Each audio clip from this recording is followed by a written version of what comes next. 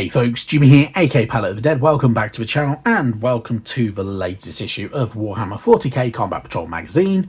As per usual with all these videos, if you like them, hit that like button, subscribe if you have not subscribed already, and of course, drop me a comment down below. Love hearing back from you guys, and it goes a massive way to helping out the channel too. Now, this week we are on issue 53 of good old Combat Patrol magazine. It is part 1 of 2 of our Leagues of Votann Hearthkyn Warriors issues, so we get 2 sprues this week of these little chappies. In all honesty, the minis that are already on these sprues, you can build them ready and get them going, so you can do that if you want to. If you want to wait until next week, absolutely fine, but you can kind of build some up ready and have them on the way, so you don't have less to build next week if you wanted to do it that way. As you can tell though, these guys are a bit smaller, so these will come with 28mm bases next week. So these are these guys, and obviously next to a Space Marine, bit of a size difference really, isn't there? So pretty cool stuff. I must admit, I like the Leagues of Votann. The Votann are probably one of my favourite 40k armies. I have the army box when that first launched, although I haven't got all my minis painted. I'm pretty sure there's somewhere, I don't actually know where they are anymore, but yeah, they're really cool. I do genuinely like them, and yeah, I already have 20 of these guys, so another 10 of them won't go amiss, and yeah, I'll have a pretty decent sized army at the end of it. They have some real cool vehicles as well, so definitely worth having a look for, which I'll probably rabbit on about multiple times throughout these issues, so because I do like their vehicles for that kind of very straightforward sci-fi vehicle style kind of aesthetic, but the Orc vehicles are a bit more fun. Anyway, moving on from there, obviously we have our build guide this week. Next week we'll get the paint guide. You have build options with these chappies, so you have the option of having helmets or no helmets. So if you don't want a helmet and you want to have the head on this kind of prominent, you have a load of different ones to choose from. If you want to go for the helmets, you have some options as well.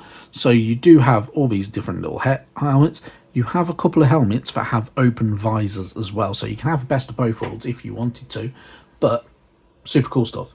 So definitely yeah, some good build options. You have options for weapons as well. You have options for additional items on their back and stuff like that, like grenades and pouches and stuff like that if you wanted to as well. So you have choice with these guys, which is pretty damn cool in my opinion. You have some options as well with things like the backpacks as well. So you do have a scanner backpack, you have a medic backpack, you have a comms relay backpack as well. For your Thane, who's your leader of this unit, you have options whether you can have him with a sword, an axe, or the kind of gauntleted power fist type thing, and 3 different crests as well. So you have options for pretty much every unit in this squad. So it's pretty cool stuff, and yeah, you can't knock it really. It's such a good little kit with loads of little options. So yeah, just obviously make sure you dry fitting it before you glue it together, to make sure it all fits nice and seamlessly and snugly, and yeah, you'll have real good fun with it. And as I say, each one, it is up to you whether you go for helmets, open helmets, or no helmets. Pretty cool stuff.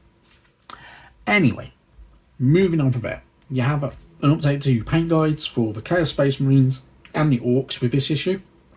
So using your Pallid Witch Flesh, Screamer Pink, Pink Horror should I say, and Mechanica Standard Grey.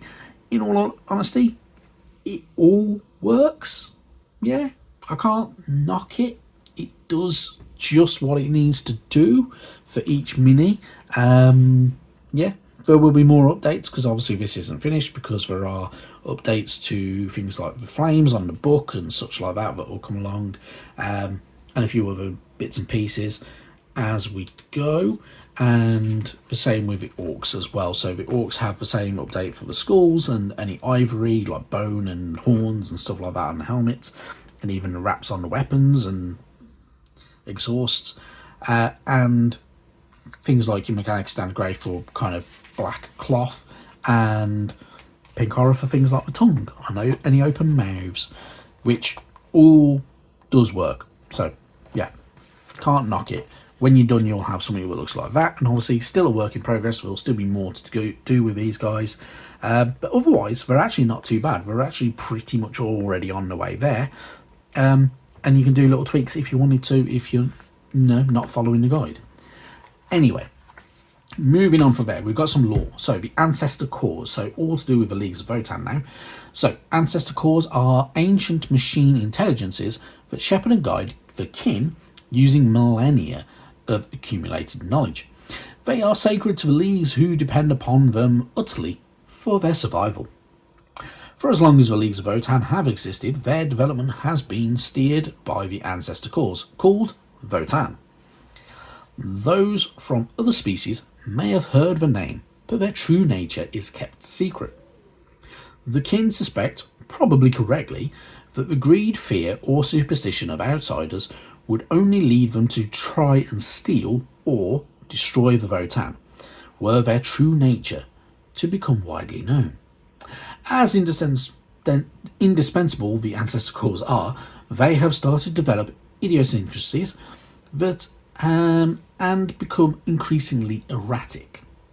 Some of the Votann have begun to slow down, sometimes taking hundreds of years to answer the type of question that they should have previously responded to immediately.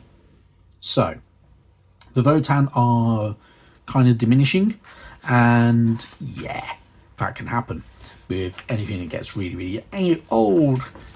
So, I mean, try using a PC from Windows 95. It's going to be slow as hell. So, anyway, moving on from there. You get a bit more information about the Grimnir. So the Grimnir are the only kin who can communicate with the Ancestor Cores, and they have been known as living ancestors. They use vast technological structures called Thanes to petition the Votann for wisdom and guidance, and they interpret and lay down before their kindred. The Grimnir also have a role to play in battle, as they are psychically active and able to draw power from the warp. Also a really cool mini. I have this chappy. It comes with these two little robots that kind of join him, and pretty damn cool. Really, really good fun. So, super cool mini. Then we got information about the clone skins. So kin are a race of clones. They are not all identical though. Their development is varied with the use of stable mutations known as clone skins. So they all have different characteristics because of the way that they are cloned. And then the lost and lamented. So the kin will lay down all in defence of an Ancestor Core, but even their might has not been sufficient to save all the Votann from the dangers of the wider galaxy. Some have been captured after their last defender fell, much to the horror and shame of the kin. So, in a roundabout way, you got to take a look at these guys as being the science fiction version of dwarves, in a roundabout way, apart from ignore the clone skins bit. So, the dwarves in fantasy and high fantasy generally are linked to Grimnir. So, various Grimnir and Grungni for a good old Age of Sigmar and Warhammer the Old World and fantasy battles and stuff like that. And they are two of the deities and gods of the dwarves, and very, very similar with the Leagues of Votann. So they have a very kind of close kindred, and a lot of their lore kind of is a science fiction version of the lore for fantasy dwarves. So pretty cool, pretty interesting, pretty different. Then we have our table for giving Leagues of Votann unit names and such like that. All very, very handy. As per you roll for it, and you give them all their bits and pieces, so you can give them their leader's name, epithets, all that kind of good stuff. Then we have our collect page for the Hearthkyn warriors. Obviously, we already have the data card for these chappies, so you can name them. You have your data sheet on the other side, so you have all their abilities and all that type of good stuff, and also their war gear abilities are listed here as well, so such things like the Medipack and Panspectral Scanner and such like that, which have their own individual rules. Pretty good stuff. Then we have more to do with our campaign. So properly going into the full campaign now. Space Marines versus Tyranids on the combat patrols. So with this, you are utilising your entire combat patrol against your entire combat patrol of Tyranids, and smashy nice time. Have a bit of fun with it, enjoy yourself, play away, and we'll get more and more as these go along, which gives you a bit more of a narrative style campaign, and it'll expand from there. Pretty cool stuff. Going on to next week, obviously it's part 2 of 2 for our good old Hearthkyn warrior, so we'll get the other sprue of Hearthkyn and the 10 28mm bases. We'll get information about walkers and battlesuit and another part to the campaign as well, so it's all expanding from there, keeping us going, having a little bit of fun. Issue 55 and 56, parts 1 and 2 though, of our Hearthkyn Pioneers.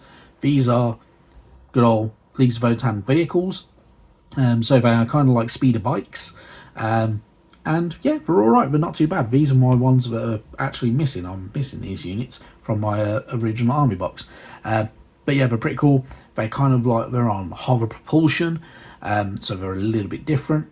Really cool fun. They have some cool little quirks to them as well, so there is one with a rider on the back, and stuff like that, so they are pretty cool. I do genuinely like these guys, although the wheeled vehicles are better, like the Sagittor and the Hecaton Land Fortress are far better units in my opinion. But yeah, definitely one of my favourite armies. Obviously after 56 we should get probably paint or something like that, maybe, knowing our luck. We'll have Boomdacker Snazwagon to turn up, we'll have the Chthonian Berserkers to turn up, and the, I've forgotten what the other ones are. Yeah, Ioneer Halfguard, if I think it is our bonus unit for the Leagues of Votann. Real cool stuff. Then we move on. Obviously, we're going to get good old. We still have Genestealer Cults to come along. We have the Astra Militarum and the World Eaters. Almost forgotten the World Eaters there. They're all still to come. So real cool stuff. Also, if you're into your fantasy and you like the Age of Sigmar, if you haven't already checked it out, at the end of this video you'll see a link for an update about the next Age of Sigmar magazine. Definitely worth checking out. Very similar to Combat Patrol, 90 issues, and yeah, some real good fun and a lot of cool minis in there. So, also some of the ones that we've already had with the previous Age of Sigmar magazine, which is a shame, but beggars can't be choosers, so it is what it is. Anyway, thank you so much for watching, and yeah, I'll see you next time. Bye bye now.